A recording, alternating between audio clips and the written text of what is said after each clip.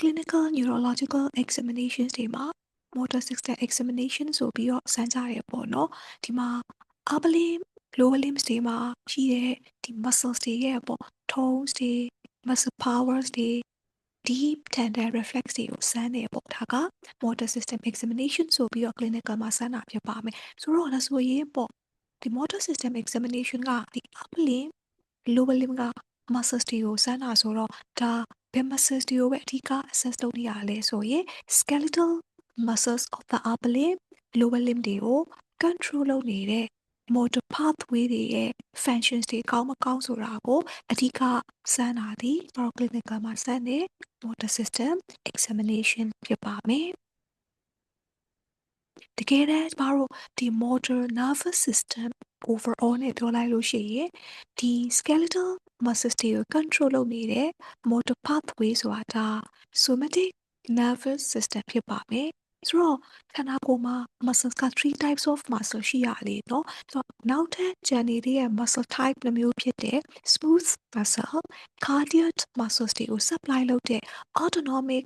motor nervous system ဒီ autonomic nervous system ထဲမှာ motor fiber လည်းပါတယ် sensory fiber လည်းပါတယ်ပေါ့နော်ဆိုတော့ muscles တွေကိုခိုင်းမဲ့သူဆိုတော့လဲ motor ပေါ့အဲဆိုရင်ဒီ smooth muscle cardiac muscle တွေကို control လုပ်တဲ့ motor ကြတော့ autonomic nervous system ရဲ့ motor fibers တွေဖြစ်ပါမယ်ဆိုတော့ရုပ်တရက်ကြည့်လိုက်ရင်ပေါ့ clinical မှာစမ်းတဲ့ motor system examination all motor fibers တွေအကုန်လုံးအကျိုးဝင်တယ်လို့ပဲရုပ်တရက်ထင်မိကောင်းထင်မိသွားနိုင်တာပေါ့နော်ဒါကြောင့်တကယ်တမ်း clinical motor system ဒီ skeletal muscles တွေကို control လုပ်တဲ့ဒီ somatic motor pathways တွေကို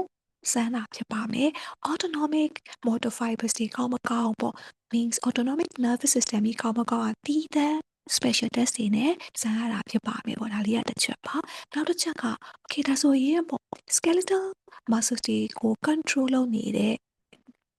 motor pathways တွေကိုစမ်းတာဆိုတော့ပေါ့ဒီ skeletal muscles တွေကို control လုပ်တဲ့ motor pathways တွေကဘာတွေရှိတယ်လဲဆိုတာလေးကိုပြန်ပြီး basic science တွေ refresh လုပ်ချင်ပါတယ်။ဘာကြောင့်လဲဆိုတော့ကျမတို့ motor system exam ပြီးဟေးဆိုတာနဲ့ clinical examination မှာပေါ့နော်။နောက်ဆုံးပိတ်ကျမတို့ခေါင်းထဲမှာတန်းပြီးတော့အဖြေထုတ်တာက okay ဒါဆိုဒီ case ကို motor system ဆန်းဆိုတော့ဒီ case လူနာမှာဖြစ်နေတဲ့ပေါ့ problem က upper motor neuron lesion လား lower motor neuron lesion လားဆိုတာကို throughout the examination တစ်လျှောက်လုံးမှာထုံးစံတဲ့အချိန် reflex တွေစမ်းတဲ့ deep tender reflex တွေခောက်တဲ့အချိန်ပါပေါ့နော်ဒါ upper motor neuron ရဲ့ size လား lower motor neuron lesion ရဲ့ size လားဆိုတာတောက်လျှောက်အဖြေထုတ်နေကြဆိုတော့ဒီမှာလေဒါဆို motor system examination ဆိုတာ upper motor neuron lesion lower motor neuron lesions တွေကို assess လုပ်တဲ့ differentiate လုပ်တဲ့ပေါ့ examinations လို့ပဲအဓိကထင်မိသွားနိုင်တာပေါ့နော်တကယ်တမ်းကဒီ upper motor neuron lower motor neuron ဆိုတာခုန skeletal muscles တွေရဲ့ movements တွေကို functions တွေကိုပေါ့ control လုပ်နေတဲ့ motor pathway တွေကအဖွဲ့ဝင်လေးတစ်ယောက်ဖြစ်တဲ့ voluntary motor pathway သူ့ကို also call pyramidal pathway လို့လည်းခေါ်ပါတယ်အဲ့ဒီ voluntary motor pathway pyramidal pathway ရဲ့အဖွဲ့ဝင်တွေမှာ upper motor neuron lower motor neuron တွေပါပါတယ်ဒါဆို clinical motor system examination မှာ this is a case of upper motor neuron lesion လားဒါမှမဟုတ် lower motor neuron lesion လားဆိုတာဒီဒါ only ဘယ် motor pathway ကိုရဲ့ဒီ lesions တွေကိုပဲကျမတို့စကားပြောနေကြတာလဲဆိုရင် voluntary motor pathway or pyramidal pathway ပြတ်မပြတ်ရင်ကော upper motor neuron level မှာပြတ်တာလား lower motor neuron level မှာပြတ်တာလားဆိုရင်ဒီနားလေးတစ်ဝိုက်ကိုပဲစကားပြောနေကြတာပေါ့နော်တကယ်တမ်းကတဲ့ motor pathways to skeletal muscle ဒီခုနကကျမတို့ upper motor neuron lower motor neuron ဆိုတဲ့ voluntary motor control pyramidal pathway အပြင်ဒါ pyramidal pathway ရဲ့ axis ကြီးပေါ့နော်ဒါတို့ motor cortex ဆိုတဲ့ဒီ cerebrum motor cortex area ကနေဒီ upper motor neurons တွေစုဝေးနေပါတယ်အဲ့ဒီ upper motor neurons တွေကနေ nerve neurons တို့ nerve fiber တွေရှိမယ်ပေါ့နော် track ပြီး brainstem spinal cord တဲ့ကို as a cortical bulb ဒါ brainstem ကိုဆင်းရင် cortical nucleus လို့လည်းခေါ်ပါတယ် spinal cord ဒီဆင်းမဲ့ alpha motor neuron fibers တွေကိုတော့ cortical spinal tract အဲ့ဒီနှစ်ခုကိုပေါင်းပြီးတော့ pyramidal tract pyramidal pathway လို့ခေါ်လိုက်တယ်ပြီးတော့မှသက်ဆိုင်ရာ brainstem ဆိုရင် head and neck ပေါ့ spinal cord ထိဆင်းလာတဲ့ fibers တွေက to the whole body ပေါ့နော်ဒါတွေကိုမှရှိတဲ့ skeletal muscles တွေကိုတွားပြီးတော့ voluntary movements တွေကိုအဓိကတိဆောက်ပေးတယ်ပေါ့ control လုပ်ပေးတဲ့ pathway motor pathway ဟာ voluntary motor pathway or pyramidal pathway ဖြစ်ပါမယ်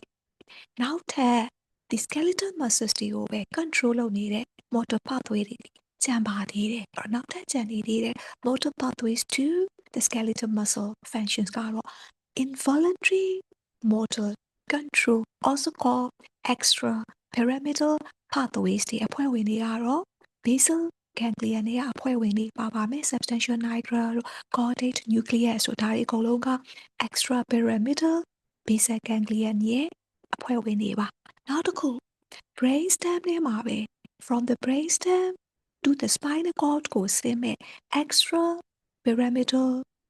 the involuntary motor control pathways တွေရှိပါတယ်အဲ့တော့အချမ်းများဖြင့် basal ganglia နဲ့ brainstem နဲ့မှာ extra pyramidal motor pathway တွေရှိပါတယ်သူတို့ကကြတော့ motor control ကိုဒီ skeletal muscles တွေအတွက် control ကို involuntary means ဒီ basal ganglia brainstem ထဲမှာရှိတဲ့ extra pyramidal motor fibers တွေကသူတို့ကဘာလို့ခန္ဓာကိုယ်ရဲ့ movements တွေရဲ့ plan ပေါ့ဘယ်လိုလေးလှုပ်လိုက်မယ်ဆိုရယ် planning ဆိုတာ initiation ပေါ့တကယ် plan လုပ်ပြီးတော့တကယ်ကြီးလဲ movement တွေဖြစ်လာတဲ့ executive functions ပေါ့ဒါတွေကိုလည်းဖြစ်အောင်လုပ်ပေးသလိုဒီ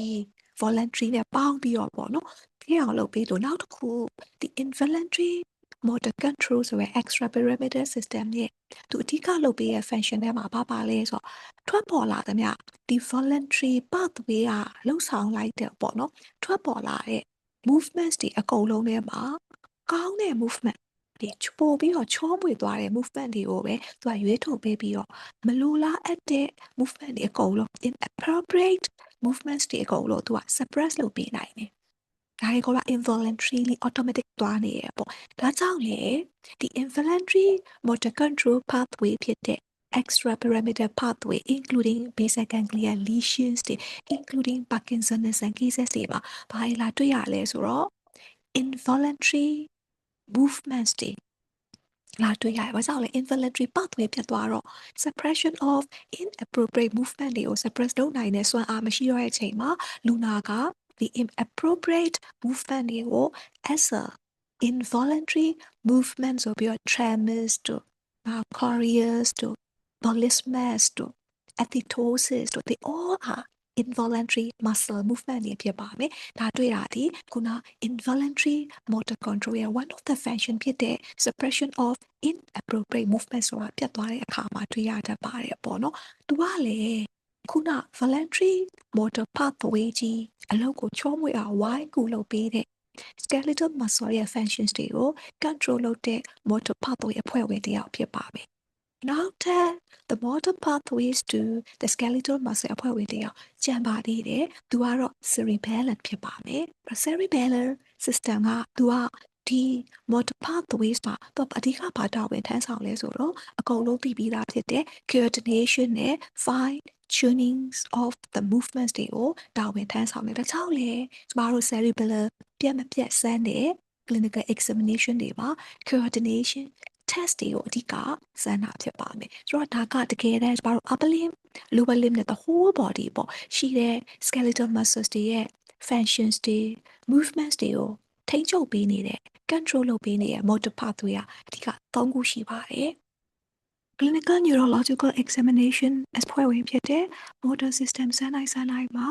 ဒီစမ်းနေတဲ့တခြားမှာပေါ့ကျမတို့ကိုယ့်ရဲ့ case ကပေါ့ upper motor neuron lesion များဖြစ်မလား lower motor neuron lesion များဖြစ်မလားဆိုတာ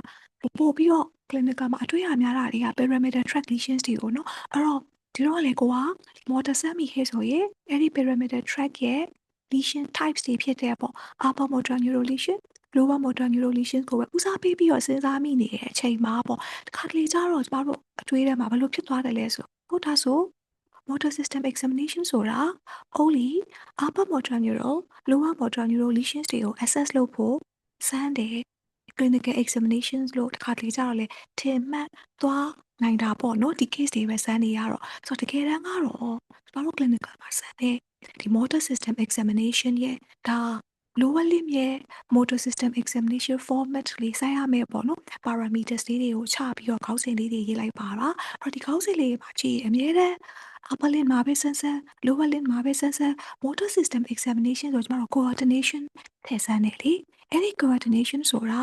ဘယ် motor pathway ရဲ့ function ကိုကျွန်တော်တို့ assess လုပ်တာလဲဆိုရင် cerebellum ဖြစ်ပါမယ် because the cerebellum ရဲ့ functions က coordination အဲ့တော့အခုကျွန်တော်တို့ရဲ့ motor system examination မှာလေ coordination တွေစမ်းနေဆိုတာ mainly ကျွန်တော်တို့ cerebellum ပြီးမှကောင်းရဲ့လားဆိုပြီးတော့ assess လုပ်တာဖြစ်ပါမယ်ပေါ့နော် and also ကျွန်တော်တို့ gait လူနာကိုအရင်ဆုံး are you able to walk ပေါ့လမ်းလျှောက်နိုင်ရဲ့လားလို့မေးလိုက်တယ်လမ်းလျှောက်နိုင်တဲ့လူနာဆိုရင်အများတန်းလမ်းလျှောက်ခိုင်းပြီးတော့သူ့ရဲ့ gait လေးကိုကျွန်တော်တို့ကြည့်ရဲလေနော်အဲ့တော့ gait assessment ကနေပြီးတော့လေဒါ hemiplegic gait or spastic gait ဆိုတဲ့ pyramidal tract alpha motor neuron တွေပဲပြတ်နေသလားပေါ့ဒါမှမဟုတ်ရင် Parkinsonism ရဲ့ gait ဆိုတဲ့ extrapyramidal lesions တွေကိုလည်းကျွန်တော်တို့ gait ကနေပြီးတော့သိနိုင်တယ်လို့ cerebellum ပြတ်နေတဲ့လူကြတော့လေ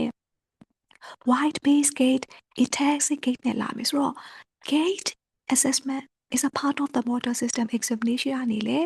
all three motor pathways that control the skeletal muscle movements တွေအသုံးခုစလုံးကိုသိနိုင်ပါတယ်ပေါ့နောက်ထပ်ဒီ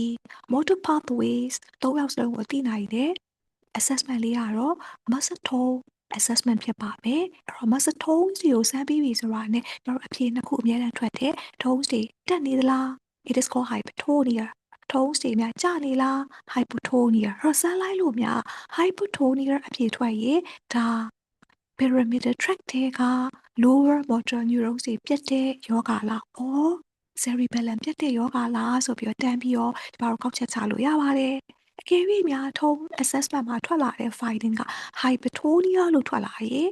ဒီလူနာမှာတွေ့ရတဲ့ hypertonia ဒီ pyramidal system ရဲ့ upper motor neuron lesions တွေမှာတွေ့ရတဲ့ hypertonia called spasticity or spastic hypertonia လားဒါမှမဟုတ် extrapyramidal ယောဂတွေ including Parkinsonism ပေါ့နော်တွေ့ရတဲ့ hypertonia သူ့ကိုကြတော့ rigidity type of hypertonia လာတော့မှကျမတို့ differentiate လုပ်လို့ရပါသေးတယ်ဆိုတော့ကအနည်းချုပ်လိုက်တော့ကျမတို့ clinical မှာစမ်းတဲ့ motor system examination ဒီ not only assess the upper motor neuron lesion type lower motor neuron lesion type ဆိုတဲ့ pyramidal tract voluntary motor control pathway ကြီးကိုပဲစမ်းတာမဟုတ်ပါဘူး cerebellum အတွက် coordinations တွေလည်းစမ်းပါတယ်အလားတူ involuntary motor control pathway ဖြစ်တဲ့ extrapyramidal ရဲ့ features အချို့ကိုလည်းဒီ motor system examination မှာထည့်သွင်းစဉ်းစားစမ်းသွားပါတယ်ပေါ့အဲ့တော့ဒီထဲမှာမှအဓိကဒီ recording လေးမှာ focus လုပ်ချင်တာကတော့ဒီ motor pathway 3ခုပေါ့ that control the skeletal muscle movement ပေါ့နော်အဲ့ဒီ3ယောက်ရဲ့ခုန motor system examination မှာတွေ့ရမယ်ခွာခြားချက်ကလေးတွေဆိုတော့ cerebellum က coordination ပြတ်တဲ့လက္ခဏာကြီးနဲ့လာမယ် gait problem ကတော့ case 3ခုလုံးမှာတွေ့နိုင်တယ် and then tone မှာမှ hypertonia or hypertonia tone တွေတက်နေတာဒီ pyramidal system ရဲ့ upper motor neuron lesions မှာလည်း hypertonia တွေ့တယ် extra pyramidal system ရဲ့ Parkinsonism cases တွေမှာလည်း hypertonia တွေ့ပေမဲ့တုံးတက်တာချင်းအကြမ်းမြင့်တူပေမဲ့တကယ်တမ်းစမ်းကြည့်လိုက်တော့တဲ့ pyramidal upper motor neuron lesions တွေမှာတွေ့ရမယ့် hypertonia က spastic type ဖြစ်ပြီး extrapyramidal Parkinsonism cases တွေမှာတွေ့ရမယ့် hypertonia ကတော့ rigidity type ဖြစ်တယ်ဆိုတော့အဲ့ဒီတစ်ခုက clinical မှာခွဲလို့ရလားပေါ့ how to differentiate ဆိုခွဲလို့ရပါတယ်ဒါကြောင့် hypertonia increased muscle tone မှာ spasticity type လား rigidity type လားကို clinical examination လူနာကိုစမ်းနေတဲ့အချိန်မှာသိနိုင်တာကတော့ spasticity type တွေက increase resistance with speed ကျမတို့လူနာကိုဒီ tone စမ်းတဲ့အချိန်ပေါ့ for example ပေါ့ upper limb မှာပဲစဉ်းစားကြည့်ရအောင် upper limb ရဲ့ဘာလို့ဒီ elbow တွေမှာ tone စမ်းမယ်ဆို elbow flexion အချိန်မှာလည်း tone စမ်းမယ် elbow extension လုပ်တဲ့အချိန်မှာလည်းထုံစမ်းမယ်အဲ့တော့ flexion လုပ်ဖို့ဆိုတစ်ထောင်စီကလေးကိုကွေးရမယ် extension လုပ်ဖို့ဆိုတစ်ဆောင်ကလေးကိုပြန်ဆန့်မယ်အဲ့တော့အဲ့ဒီအကွေးအဆန့်ဆိုတဲ့ movement တစ်ခုကိုပေါ့နော်လုပ်နေတဲ့အချိန်မှာ speed ဖြည်းဖြည်းလေးလုပ်မလားမြန်မြန်လုပ်မလားပေါ့မူတည်ပြီးတော့တဲ့ spasticity type of hypertonia တွေက speed မြန်မြန်လုပ်လေခုနသူ့ရဲ့ hypertonia or spastic ဖြစ်နေတဲ့ feeling ကိုပို့ပြီးတော့တိတိတသာကျမတို့တွေ့ရှိလေဒါကို increase resistance တုံးတွေကပို့ပြီးတော့တက်နေတယ်ပို့ပြီးတော့တောင့်တောင့်ကြီးဖြစ်တဲ့ feeling ပေါ့နော် spastic feeling ကြီးက speed မြန်မြန်လုပ်လေပို့တိတာလေဒါကြောင့်အဲ့ဒီလို hypertonia မျိုးကို velocity dependent hypertonia လို့ပြောလိုက်ပါတယ်ဒါပေမဲ့ rigidity ကတော့တဲ့ resistant throughout ဖြည်းဖြည်းပဲဆက်ဆက်မြန်ပဲဆက်ဆက် constant resistant အမြဲတမ်းတောင့်ကြီးပဲဖြစ်နေမှာပဲပေါ့နော်ဒါကိုတော့ non velocity dependent velocity နဲ့မဆိုင်တော့ဘူးပေါ့ဒီလို type of hypertonia မျိုးကိုတော့ rigidity လို့ပြောလိုက်ပါတယ်နောက်တစ်ခု spasticity type of hypertonia တွေကသူက initial catch ဒီစစချင်း movement တစ်ခုပေါ့စလုပ်တဲ့အချိန်မှာဒီ catch ကြီးများချင်း resistant တော်တော်ကြီးကိုရတယ်ဒါပေမဲ့ follow by sudden release အဲ့ဒီ movement ကိုပဲအဲ့ဒီတောင့်လေးဖြစ်နေတဲ့ resistant ဖြစ်နေတဲ့ catch လေးကိုပဲဘာလို့ရအောင်ကြော်လွှားပြီးတော့ဆက်ပြီးတော့လှုပ်လိုက်တာနဲ့ sudden release အဲ့ဒီခုနတောင့်နေတဲ့ feeling ကရုတ်တရက်ပျောက်ကွယ်သွားတယ်ဒါကို an initial catch follow by sudden release ကသူကဘာအရာဝတ္ထုပစ္စည်းလေးနဲ့သဘောတရားသွားသူလေးဆိုမောင်းချတာဘာလို့ clubs knife လေးအဲ့တော့မောင်းချတာလေးကစကြီးဒီဓားသွားလေးဓားအိမ်တဲကနေစထုတ်ဖို့အတွက်ဆိုရင်မောင်းချထားရဲ့ခလုတ်ကိုကျွန်တော်တော်တော်ကြီးကိုတွန်းရတယ်ပေါ့နော်ဒါပေမဲ့ဓားလေးကစပြီးတော့ဓားအိမ်ထဲကနေတွန်းလိုက်လို့ catch လေးကိုကြော်လွန်သွားပြီးထွက်လာပြီးဆိုရင်ဆက်တွန်းစရာမလိုအလိုလိုဓားသွားအစအဆုံးကြီးအလိုလို auto ထွက်လာတယ်အဲ့ဒါ sudden release ပါအဲ့တော့သူနဲ့သဘောတရားချင်းတူတဲ့အတွက်ဒီ spasticity တွေကိုပဲတင်စားပြီးတော့ clubs knife spasticity လို့လည်းတင်စားကြပါတယ်ဒီအချိန်မှာ rigidity မှာက spasticity clubs knife လို့ initial catch followed by sudden release ဆိုတာမရှိပဲသူဒီ throughout the resistance တစ်လျှောက်လုံးမှာ regardless of the speed ပေါ့နော် speed မြန်နေ constant တောင်းတာကမြန်ပဲဆန်းဖြည်းပဲဆန်းစပဲဖြစ်အလဲပဲဖြစ်အဆုံးပဲဖြစ် throughout the whole examination တစ်လျှောက်လုံးမှာ muscle ရဲ့ hypertonia ကြီးက constant တောက်လျှောက်တောင်းနေတဲ့အတွက်ကြောင့်ပေါ့နော်သူ့ကိုကြတော့ကျမတို့ဒီခဲပိုက်တွေပေါ့ခဲပိုက်ကြီးကိုကျမတို့ကွေးပြီးဆိုရင်အစခတ်တလားအဆုံးခတ်တလားအလဲခတ်လားတောက်လျှောက်ခတ်ပါတယ်ဒါကြောင့်သူ့ကိုကြတင်စားပြီးတော့ lead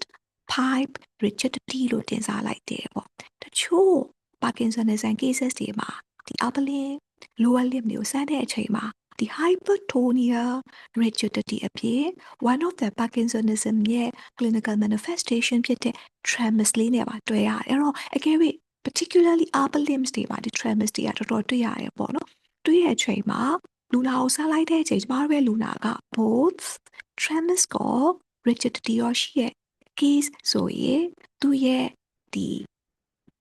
muscle ထုံးစမ်းတဲ့အချိန်မှာပေါ့ဒီ traumatic components လေးပါဝင်လာတော့လူကဒီခွေးသွားစိတ်ကလေးတွေလဲတယ်လို့ဇက်တောက်ကလေးဖြစ်နေတဲ့ feeling လေးခံစားရတဲ့အတွက်အဲ့ဒီလို tremors နဲ့ပေါင်းတွေ့ရတဲ့ rigidities ကိုကြတော့ cockquey ခွေးသွားစိတ်နဲ့တူပါသဖြင့်ဆိုပြီးတော့ cockquey rigidity လို့ပြင်စားပြီးတော့ခေါ်ပေါ်ကြပါတယ်ပေါ့အဲ့တော့ Dow spasticity also called clubs knife spasticity it is a velocity dependent The pattern of the spasticity has an initial catch followed by the sudden release ဆိုတဲ့ဒီ spasticity hypertonia ကိုဖြစ်အောင်လုပ်မဲ့ underlying cause ကတော့ pyramidal tract or voluntary motor pathway ရဲ့ upper motor neuron lesions တွေမှာယခုကဲ့သို့ spasticity type of hypertonia ကိုတွေ့ရမှာဖြစ်ပါမယ်။အဲဆို lead pipe rigidityအကယ်၍ tremor ပါရှိရဲ့ cockquey rigidity လို့တင်စားတဲ့ rigidity type of hypertonia ကိုတွေ့ရမယ် underlying ယောဂါကတော့ extrapyramidal pathway extra parameter ဆိုတာ involuntary ပေါ့နော် motor pathway ရဲ့အဖွဲ့ဝင်ဖြစ်တဲ့ basic ganglia ယောဂ including Parkinsonism cases တွေမှာတွေ့ရမယ် hypertonia ကတော့ rigidity type of hypertonia ကိုအဆိုရင်ပေါ့ hypertonia ကြီးအတူတူပေါ့ spasticity type နဲ့ rigidity type ဘယ်လိုကွာလဲဆိုတာ theory စာအနေနဲ့ဖတ်ပြီးသွားပြီဒါပေမဲ့လေကျမတို့ clinical လက်တွေ့ကိုလူနာကိုစမ်းတဲ့အချိန်လူနာရဲ့ဒီ spasticity ထုံး rigidity ထုံးကိုမြင်ဘူးတဲ့မြင်ဘူးဟာတဲ့ဆိုင်ကိုယ်တိုင်စမ်းတာတော့ပို့ပြီးတော့သိရပါပေါ့နော်အချိန်မှာလက်တွေ့ပါမှာပေါ့ပို့ပြီးတော့မှတ်မိရဖြစ်တဲ့အတွက်ရဲ့ဒီ spasticity type rigidity type ပေါ့ hypertonia လေးရလေတချို့ပုံလေးတွေမှာသိတာတဲ့အတွက်ခါရဲတွဲပြီးတော့ပုံလေးတွေနဲ့ဗီဒီယို clip လေးတွေနဲ့လေ့လာကြပါတယ်ဆိုတော့ဒါ clubs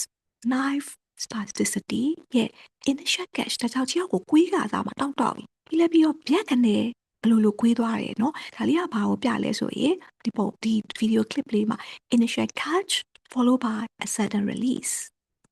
ဒီဘက်ချီအောင်ကိုစမ်းတဲ့ချိန်ဒါ initial catch ကွေးလို့မရဘူးပြီးလည်းပြီးတော့ဖြတ်ခနဲ့ကွေးသွားတယ် is a sudden release ဒါ typical clubs knife spasticity ကို video clip လေးဖြစ်ပါမယ်အဲ့တော့ this is a case of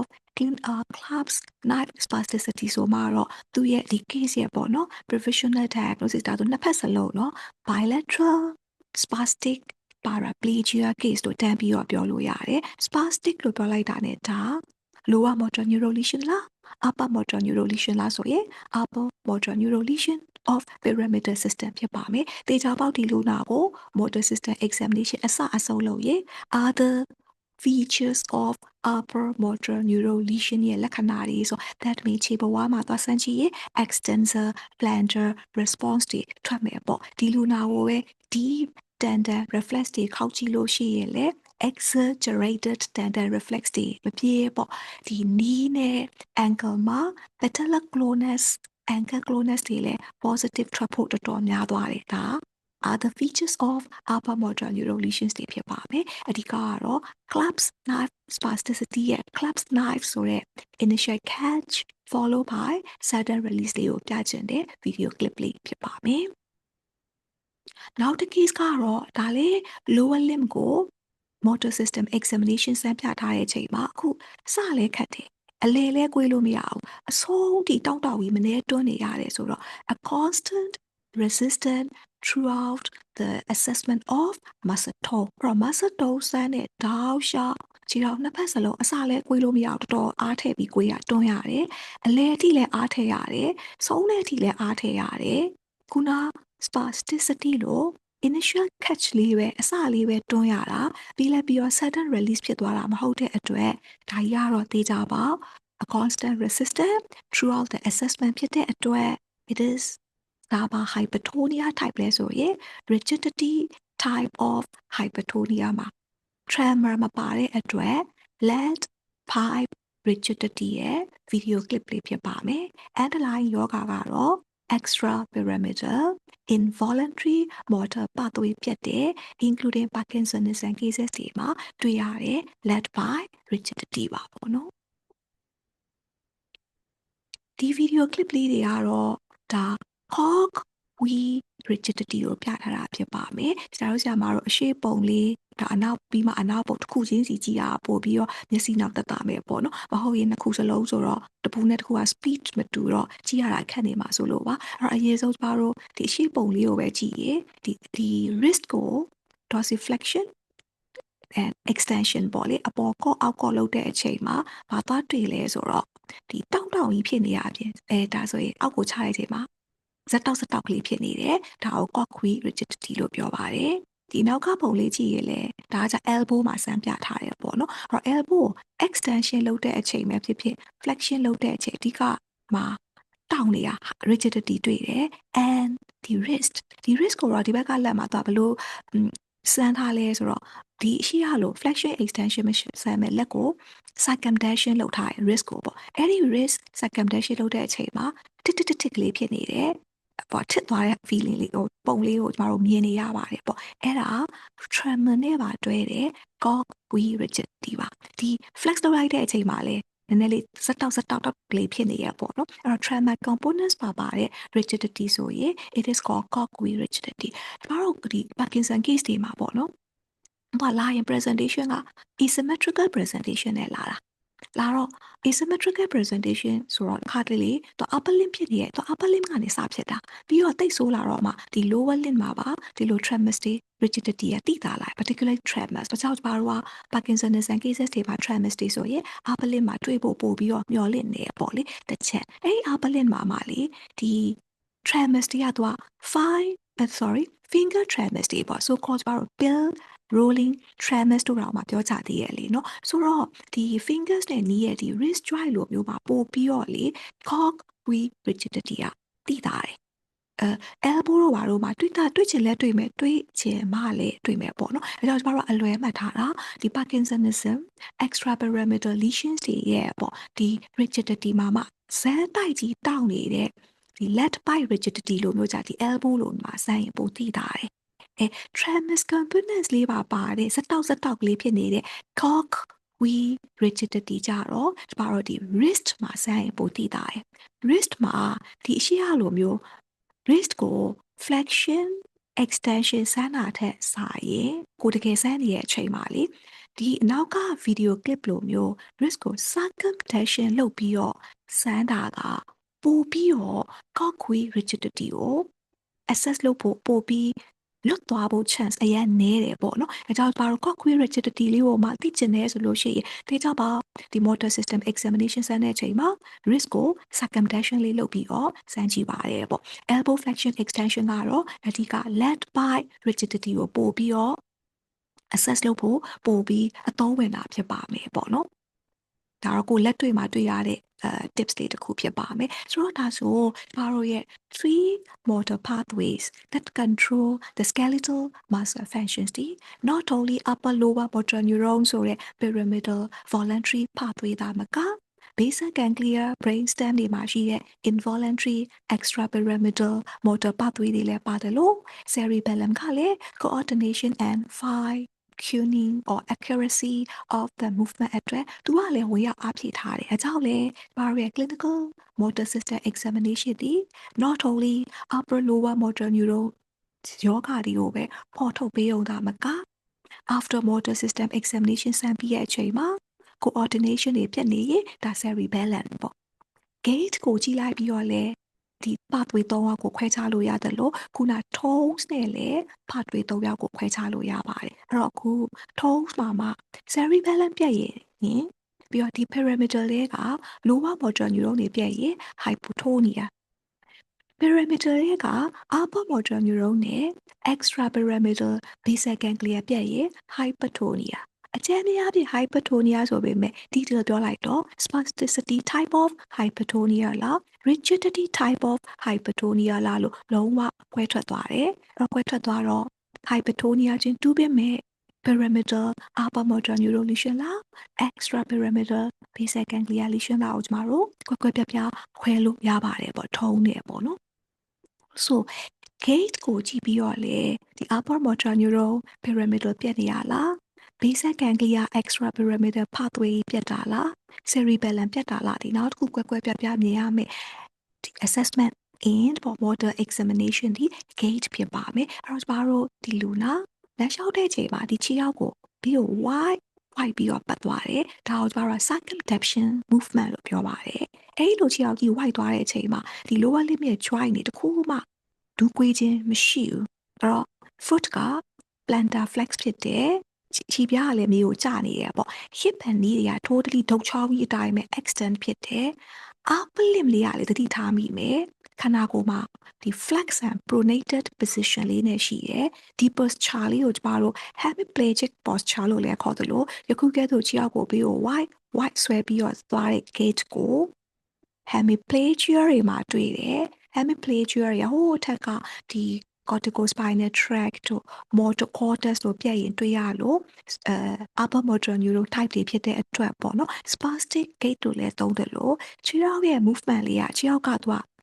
ဒီ lower limb မှာရှိတဲ့ joints တွေကကွေးလို့မရအောင် မရတော့ကြောက်ကိုရှေ့ကိုရွေးဖို့ကဘေးကို white ဆွဲရတဲ့ circumduction movement နဲ့လမ်းလျှောက်တဲ့အတွက်ဒီ gate ကိုလည်း circumduction gate လို့ခေါ်လိုက်ပါအဲ့တော့ဒီ gate တင်လိုက်တာဒီပါတန်တီဟဲ့ဒါ hemiplegia ကြီးပဲ hemiplegia gate လို့ပဲတုံး circumduction gate လို့ပဲတုံးကြိုက်တယ်လို့တုံးပေါ့နော် and also underlying cause ကတော့ဒီ upper motor neuron pathway တနေရာမှာခန္ဓာကိုယ်တစ်ချမ်းပြတ်အောင်လုပ်တဲ့ဆိုအထဲမှာလည်းpathway ကတစ်ချမ်းပြတ်နေရပေါ့နော်ဒေါက်တာ hemiplegia upper motor neuron type တွေမှာတွေ့ရမယ် gate ဖြစ်ပါမယ် gate ကြည့်လိုက်ရုံနဲ့ diagnosis တန်းထွက်တယ်ပေါ့နော်နောက်တစ်ခုကတော့ involuntary motor pathway ဖြစ်တဲ့ extrapyramidal pathway တွေကအဖွဲဝင်က basal ganglia အဲ့ဒီ basal ganglia မှာတော့ nucleus တွေအများကြီးရှိသေးတယ်အဲ့ဒီတဲက substantia nigra လိုမျိုးပြက်ရည်ဖြစ်ပေါ်လာတဲ့ basal ganglia lesion လို့ပဲပြောမလား extrapyramidal lesion လို့ပဲပြောမှစိုက်တယ်လို့ပြောပေါ့နော်အတူတူပါပဲယောဂနာမည်ကတော့ Parkinsonism ဖြစ်ပါမယ် Parkinsonism လူနာတွေလည်းမတ်တက်ကလေးရလိုက်ရောသူကနေဆက်ပြီးတော့လမ်းလျှောက်လိုက်တာနေကြည့်ပြီးတော့သူ့ရဲ့ posture and gait ကိုပေါ့နော်ကြည့်ပြီးဒါ extrapyramidal Parkinsonism မှတန်းပြီး diagnosis ရပါတယ်အဲ့တော့မတက်ရက်တဲ့အချိန်မှာကြည့်လိုက်ရင် Parkinson လူနာတွေကခါကိုတက်တဲ့လေးမရပဲအရှိကိုခက်ကုန်းလေးဖြစ်နေပါပဲဒါကိုပဲ fluxed posture or stooped posture လို့သုံးပါတယ်အဲ့ဒီလူနာကိုပဲကျမတို့ gait assessment လုပ်လိုက်တဲ့အချိန်မှာဒါဆိုရင် Parkinsonism လူနာရဲ့လမ်းလျှောက်ပုံနံပါတ်1သူရဲ့ stoop posture ခါလေးရှိကိုကုန်းလေးဖြစ်နေရလေတစ်ချက်သတိထားမိရဲ့နံပါတ်2လုံးဝဒီ upper limb ကခြေလမ်းနဲ့အတူလိုက်ပြီးတော့လွှဲခြင်းမရှိဘူး reduction of arm swing သိဆိုးလာရင်လက်ကလှုပ်ကိုမလှုပ်တော့ဘူး loss of arm swing normally လေကျမတို့ marching လုပ်နေတဲ့အချိန်ဟုတ်မဟုတ်လူတယောက်လမ်းလျှောက်ပြီးဆိုရင်လက်ကတော့နည်းနည်းတော့လှုပ်ခြေလမ်းနဲ့အတူတူလိုက်ပြီးတော့ဘယ်ခြေညာလက်နဲ့လှုပ်ရမ်းမှုရှိရပေါ့အဲဒီလိုလှုပ်ရမ်းမှုပါအခုကဲတော့ခန္ဓာကိုယ်တစ်ခုလုံးမှာရှိရ muscles တွေ bradykinesia တွေဝင် rigidity တွေဝင်သွားတယ် Parkinsonism case မှာခြေလမ်းနေတာရှေ့ကိုသွားနေတယ်လက်ကလိုက်ပြီးတော့လွှဲခြင်းမရှိဘူးပေါ့နော်စားဖြစ်ခါစားကတော့ reduction of arm swing ပေါ့တိတ် severe ဖြစ်လာရင်တော့ loss of arm swing ဒါဆိုရင်ဒါ loss of arm swing လို့တော့ပြောလို့ရတယ်ပေါ့နော်တခုအဲ့လိုလမ်းလျှောက်တဲ့အချိန်မှာလဲ तू က slow to start walking တော်တော်နဲ့ကိုခြေလမ်းကအရှိကိုမထွက်ဘူးဆိုတော့သူ့ခြေထောက်မှာရှိရဲ့ muscles တွေက bradykinesia ရနေတာကော rigid ဖြစ်နေတာရောကြောင့်ခြေထောက်ကအရှိကိုမထွက်လာဘူးအဲ့တော့ तू ကတော့ငါအခုလမ်းလျှောက်ဖို့စူးစမ်းနေတယ်ငါခြေထောက်ကပြဿနာအရှိမထွက်ဘူးလို့ပြောရှာတယ်ပေါ့နော်ဒါ slow to start walking ခြေလမ်းလေးထွက်လာပြန်ပြီဆိုရင်လေ तू ကခြေလက်ကိုအကျဲကြီးမလှမ်းနိုင်ဘူးဘာလို့ muscle ကအများကြီးမလှုပ်နိုင်တဲ့အကြောင်းအဲကြောင့် तू က short stride လက်ခြေလမ်းစိတ်တယ်ပေါ့နော်ခြေလမ်းစိတ်တယ်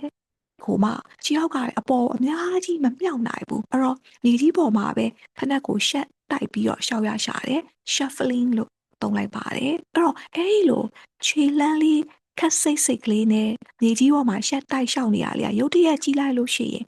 လောနဲ့ပေါ့ခက်မြန်လေးသွားနေတယ်လို့တရားထင်ရတယ်တကယ်ကတော့မမြန်ဘူးဘယ်မြန်မလဲခြေလမ်းတစ်ချမ်းနဲ့တစ်လမ်းအကျဲကြီးမှမလှမ်းနိုင်တာအဲ့တော့သူများတွေကဒီအကွာအဝေးတစ်ခုကိုခြေလမ်းလေး9လမ်းလောက်နဲ့ရောက်သွားတဲ့အချိန်မှာအခုလိုမျိုး short stride let ခြေလမ်းစိတ်ကလေးသွားရတဲ့လူကအလန်း20လောက်လှမ်းရမယ်အဲ့တော့9လမ်းလောက်နဲ့သွားလာရင်အကွာအဝေးကိုအလန်း20လောက်အထိသွားနေရတယ်။ဘာကြောင့်လဲဆိုတော့ခြေထောက်ကိုအကျဲကြီးမလှမ်းနိုင်တဲ့အတွက်ကြောင့်ပါပေါ့။အဲဒီလိုလှမ်းနေရတဲ့သူကိုရုတ်တရက်ကြည့်လိုက်လို့ရှိရင်ခြေလက်အရေအတွက်ကများနေတယ်။ဒါပေမဲ့လိုရင်းရောက်လားဆိုတော့လေလိုရာခရီးကိုလည်းစောမရောက်ပေါ့။ဘာလို့ဆိုတော့အားကိုခြေလမ်းကစိတ်ကလေးပဲသွားနိုင်ရှာတာပေါ့နော်။အဲ့တော့ဘေးကလူကြည့်ရင်ကြတော့ခြေလက်အရေအတွက်ကများတော့တုတ်လောလေးနဲ့ခက်မြန်လေးသွားနေတယ်လို့ထင်ရတယ်ပေါ့နော်အဲ့ဒီလို gate မျိုးကိုကြတော့ Ferdinand gate လို့ပြောလိုက်ပါအဲကြောင့်တော့ Parkinsonism cases တွေရဲ့ gate တွေကိုစာအုပ်ကရေး shuffling gate လို့လည်းရေးတယ် Ferdinand gate လို့လည်းရေးတယ်နှစ်ခုစလုံးမှန်ပါတယ်ဒီပြိုင်နက်တည်းဒီ Parkinsonism လူနာရဲ့ upper limb လေးကိုကြည့်လိုက်ဒီချိန်လေးမှာလက်ချောင်းလေးလှုပ်နေတာတွေ့ပါမယ်နော်တနည်းအားဖြင့် Parkinson လူနာတွေမှာအတွေ့အများဆုံး most common tremor မျိုးစားဖြစ်တဲ့ resting tremor အဲ့ဒီ resting tremor တွေကဒီ particularly idiopathic Parkinsonism cases တွေတော့ Parkinsonism ကမျိုးကွဲတွေအများကြီးရှိသေးတာပေါ့နော်အဲ့ဒီထဲမှာအသက်ကြီးတဲ့သူတွေမှာဖြစ်တဲ့ underlying cause လည်းမရှိပဲဖြစ်လာတဲ့ပေါ့ idiopathic Parkinsonism ကို also call Parkinson's disease လို့ခေါ်ပါတယ်အဲ့ဒီ Parkinson disease တွေမှာတွေ့ရတဲ့ resting tremor ကသွားစဖြစ်ရင် asymmetric ဆိုတော့ upper limb မှာလက်တစ်ဖက်ပေါ့ဘယ်ဘက်လက်တစ်ဖက်ညာဘက်လက်တစ်ဖက်ထဲမှာပဲစဖြစ်တယ်ပြီးရင်စရင်သူကခြေထောက်မှာမစဘူးအမြဲတမ်းဒီ hands ဒီ upper limb မှာပဲစပြီးတော့ tremors ကို resting tremors ကိုတွေ့ရတယ်အဲကြောင့်ဒီအရှိရ video clip လေးမှာ upper limb မှာတွေ့ရတယ်ဒီ Parkinson disease တွေမှာတွေ့ရတယ်ဒီ asymmetric ပေါ့လက်ဆိုတစ်ဖက်မှာပဲအဲကြောင့်ကျတော့ physical examination ဆက်ရင်ဒီ Parkinson case တွေလို့မှာ upper limb ကိုထားပါတော့ကျတော့ညာဘက်လက်ကလေးပဲကြည့်လိုက်ပြီးညာဘက်လက်မှာဘာ tremors မှမတွေ့လို့ကို case ကတော့ tremor မရှိဘူးလို့ပြောလို့မရဘူးเนาะ asymmetric ဖြစ်တဲ့အတွက်ညာဘက်လက်မှာ tremor မတွေ့ပေမဲ့ဘယ်ဘက်လက်ကိုတွားကြည့်လိုက်တော့မှ tremor ကြီးတွေ့လာနိုင်တယ်ဒါကကျမတို့ exam တွေရဲ့ pitfalls လေးပေါ့နော်ကို miss ဖြစ်သွားနိုင်တာတော့လက်နှစ်ဖက်စလုံးကြည့်ရမယ်เนาะပေါ့ကြည့်လိုက်တော့ဒီခုကဲ့သို့ resting tremor လေးကသူကလက်မနဲ့လက်ချောင်းလေးတွေကြားထဲမှာလှုပ်နေရလေးရလေတော့ပဒီးစိတ်တဲ့သူပေါ့ဆိုရင်အဲ့ပဒီးလုံးလေးကိုချတဲ့ left movement လေးနဲ့တူပါသဖြင့်ဆိုပြီးတော့သူကတင်စားပြီးတော့ဒီ resting tremor အမျိုးအစားကို pill rolling tremor ဆိုပြီးတော့နာမည်နဲ့ခေါ်ပါတယ်တိတ်ဆိုးလာတဲ့ Parkinson case တွေမှာဆိုရင် may affect the legs တွေခြေထောက်တွေမှာလည်းတွေ့လာမယ် jaw တွေချိနေမယ် head tremors တော့လုံးဝမရှိဘူးသူများပြဒီခေါင်းကြီးတစ်ခုလုံးပါတုံနေလို့ရှိရင်ဒီအဲ့ခေါင်းတုံနေတဲ့ problem ဒီ head tremor တွေ့ရင်ဒါ Parkinson တော့လုံးဝမဟုတ်ဘူးလို့ပြောလို့ရတယ် other causes ပဲဖြစ်ရမယ်ပေါ့နော်ဒါလေးလည်းအရေးကြီးပါတယ်အခုတော့ tremor ကိုပြန်သွားပါမယ်အဲ့ဒီ tremor ကိုသူက pill rolling tremors or resting tremor ဘာလို့ resting tremor လို့ပြောတာလဲ at rest ဒီလက်ကိုဘာမှလှုပ်ရှားမလုပ်ဘဲနဲ့နားနေငြိမ်လေးထားတဲ့အချိန်မှာအဓိက tremors က appear ဖြစ်လာတယ်ပေါ်ပေါက်လာတဲ့အတွက်ကြောင့်ဒီ tremors ကို resting tremor လို့ခေါ်ပါတယ်အဲ့ဒီကကျတော့သိပြီလားအဲ့ဒီမှာကျတော့ဘယ်လိုထင်လဲဆိုဒါဆိုရင် Parkinson case မှာတွေ့ရတဲ့ resting tremor ဆိုတာလက်ကိုငြိမ်လေးထားတဲ့အချိန်မှာတွေ့ရတာဆိုတော့လက်များလှုပ်နေတဲ့အချိန်အထူးဖြင့်ဒီခုကဲ့သို့လမ်းလျှောက်လိုက်တဲ့အချိန်ဆိုရင်လမ်းလျှောက်တယ်ဆိုတာလှုပ်ရှားမှုပဲလေပေါ့အဲဆို resting tremor ဆိုတော့လမ်းလျှောက်ခြင်းဆိုလှုပ်ရှားမှုလုပ်တဲ့အချိန်ရောက်ရင် resting tremor ကြီးက disappear ပျောက်ကွယ်သွားမှာပေါ့ဒါကကိုအတွေ့ဖြစ်ပါမယ်တကယ်တမ်းကျတော့တဲ့ resting tremors of Parkinsonism က exacerbated by walking လမ်းလျှောက်လိုက်တဲ့အချိန်မှာပိုပြီးတော့မှ resting tremor ကြီးကပို pronounce ဖြစ်လာပါသေးရဲ့ပေါ့နော်အဲ့တော့ဒါကြောင့်ဒီနောက်ကပုံလေးမှာဒီလူနာပါ stoop posture ဆိုရယ်ခါလေးကုန်းနေရလဲတစ်ချက်သိတာပါတယ်ဒုတိယခြေလမ်းလေးစိတ်ပါတယ်နော်ခု check လေး video clip လေးကို animated လေးကိုပြန်ကြည့်စကားစာလေးမှာသူခြေထောက်ကလေအရှိကိုထွက်မလာဘူးเนาะအဲ့ဒါ initiate to start the walking ပါထွက်လာတော့လဲ short strike လေးတွေပါခြေလမ်းစိတ်ပါတယ်တိတ်ပြီးတော့ခြေထောက်ကမြေကြီးပေါ်မကြွဘူးเนาะ shuffling gait လည်းတွေ့တဲ့အပြည့်ဒီပုံမှာ markedly we can notice ကတော့ဒီ resting tremor ကတောက်လျှောက်တော့လမ်းလျှောက်တဲ့အချိန်မှာတွေ့ရအကြောင်းဒါလေးတစ်ခု emphasize လုပ်လို့ပါတယ် resting tremor ဆိုလို့ during walking မှာပျောက်ကွယ်မသွားတဲ့အပြင် exacerbated တောင်ဖြစ်လာတယ်ဆိုတော့ point လေးကိုအဓိက highlight လုပ်ချင်တာဖြစ်ပါမယ်ဒါကတော့ one of the motor pathway that control the skeletal muscles ရဲ့အဖွဲ့ဝင်ဖြစ်တဲ့ extrapyramidal involuntary motor pathway တွေကယောဂတစ်မျိုးဖြစ်သော Parkinsonism မှာတွေ့ရမယ့် posture တွေ့ရမယ့် gait and တွေ့ရမယ့် resting tremors ရဲ့ကျမတို့ tricks လေးတစ်ခုကိုအတူတူတွဲပြီးတော့ study လုပ်သွားတာပါနောက်ထပ် gait ခုကတော့ကြည့်လိုက်တာနဲ့ခြေထောက်နှစ်ခုစလုံးကဘေးကိုကားပြီးတော့လမ်းလျှောက်နေတယ် it is called wide based gait လို့လည်းသုံးပါတယ်ခြေထောက်နှစ်ခုကိုဘေးကိုကားတာ wide ဆိုတဲ့စလုံးနဲ့မသုံးပဲ broad ဆိုတဲ့စလုံးနဲ့သုံးပြီး broad based gait လို့လည်းသုံးပါတယ်အဲ့ဒီလိုခြေထောက်နှစ်ခုကိုဘေးကားပြီးလမ်းလျှောက်တာတော့တစ်ခါလေခန္ဓာကိုယ်က ရိုင်းလဲသွားတာမျိုးဖြစ်တတ်ပါတယ်ဆိုရင်တော့ unsteady gait ရိုးရိုး English နဲ့တော့ရပေါ့နော်ဒါကိုပဲ medical terms နဲ့တော့ရ ataxic gait or ataxia လို့လည်းခေါ်ပါတယ်ဒီနာမည်လေးအကုန်လုံးအတူတူပါပဲအဲ့တော့အကယ်၍များဒီလို gait ပေါ့ wide base gait လိုပဲခေါ်ခေါ် broad base gait လိုပဲခေါ်ခေါ် ataxic gait or ataxia လိုပဲခေါ်ခေါ်ဒီလို style လမ်းရှောင်လေးလေးတွေ့ရင်ဖြစ်နိုင်ခြေရှိတာနှစ်ခုရှိပါတယ်နံပါတ်1ကအခု skeletal muscles တွေကို control လုပ်တဲ့ motor pathway တွေအဖွဲ့ဝင်တစ်ယောက်ဖြစ်တဲ့ cerebellum ပြည့်ရင်လေယခုကဲ့သို့ ataxic gait နဲ့လူနာကလမ်းလျှောက်ပါတယ် it is called cerebellar ataxia နောက်တစ် case ရှိသေးတယ်ဒီလို ataxic gait ကိုရစေရဲ့ယောဂသူကတော့ motor နဲ့လုံးဝမဆိုင်ပဲ sensory system မှာကျတော့ဒီ spinal cord ကနေ spinal cord ဆိုတာခန္ဓာကိုယ်တစ်ခုလုံးရဲ့ sensations တွေကိုတူးတဲ့အထက်က sensory cortex of the cerebrum အထိပေါ့နော်သတင်းပို့ပေးမယ် sensory tract တွေရှိပါတယ်အဓိကနှစ်ခုပါ pain temperature ကိုသယ်ပေးတဲ့ tract ကြီးကတော့ဘာလို့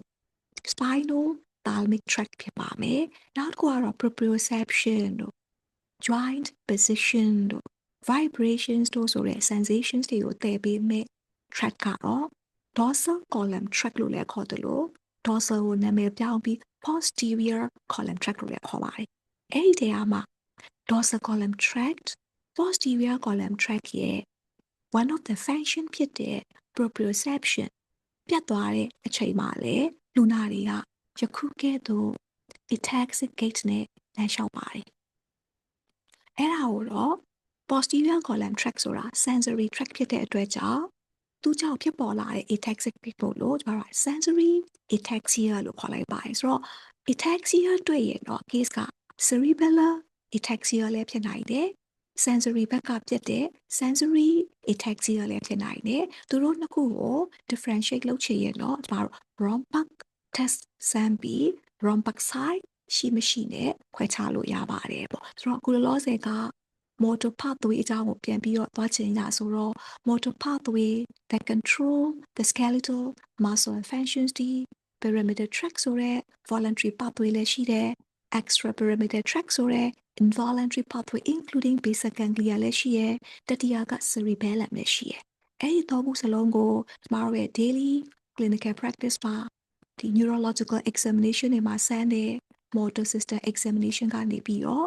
ဘယ် track ဘယ် pathway ပြတ်နေတာလဲဆိုတဲ့ physical findings တွေကိုဖော်ထုတ်ပေးနိုင်ပါတယ်။နှစ်ချုပ်ကတော့ motor system examination ဆိုတဲ့ clinical examination တွေ not only upper motor neural lesion lower motor neural lesion ပဲသိရမှာမဟုတ်ပါဘူး။ cerebellar lesions တွေ extrapyramidal lesions ရဲ့ features တွေကိုလည်း by assessing the motor system examination ကနေပြီးတော့ we can detect we can notice လုပ်နိုင်ပါတယ်ဆိုတဲ့အချက်ကလေးရယ် hypertonia ချင်းအတူတူ spasticity နဲ့ rigidity နဲ့ဘယ်လိုကွာခြားသလဲဆိုတာလေးကိုအဓိက study လုပ်ချင်လို့ဒီ recording လေးကို create လုပ်ဖြစ်ပါတယ်